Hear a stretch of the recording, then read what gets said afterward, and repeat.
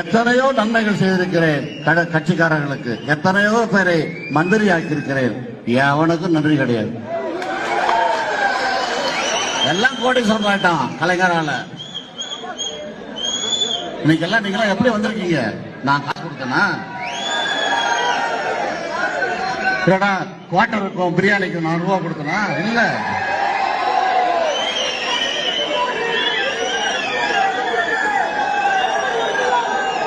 அசிங்கமா இருக்கு, அசிங்கமாக இருக்கு. ஒருத்தர் பேசுறாரு, திமுக ஒரு 15 நாளுக்கு மாவட்ட கூட்டம் நடக்குது. ஒருத்தர் பேசுறாரு, கலைஞரையே மிஞ்சிட்டப்பா நீ. யாரு? ஸ்டாலின் சொல்றாரு. எவனாவது ஏத்துப்பானா? கலைஞர் இருக்கிற அறிவு எவனுக்கு இந்த நாட்டில் இருக்கு, இந்த உலகத்துல இருக்கு?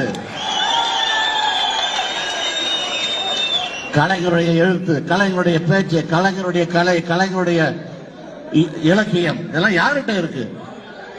நாடகத்திலையும் சரி, பேச்சிலும் சரி, ராஜதந்திரத்திலும் சரி. அவரை போல ஒருத்தன் வர்றதுக்கு இன்னமும் ஒருத்தன் பிறக்கணும். ஆனா அவன் பிறக்க முடியாது. கலைஞர் தான் உயிர் மூச்சு நமக்கு. இன்னைக்கு கலைஞரே இல்லாம அவங்க கட்சி நடத்துறாங்க. கலைஞரே மறந்துட்டாங்க.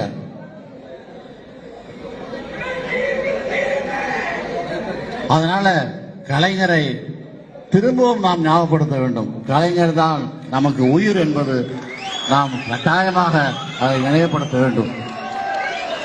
நினைவிலை வைத்து நான் சொல்வதை இன்னும் எத்தனை நாள் ஆகும் என்றெல்லாம் சொல்ல முடியாது. விரைவில் அறிவிப்பேனோ அல்லது காலதாமதமாகவோ ஆரம்பிப்பேனோ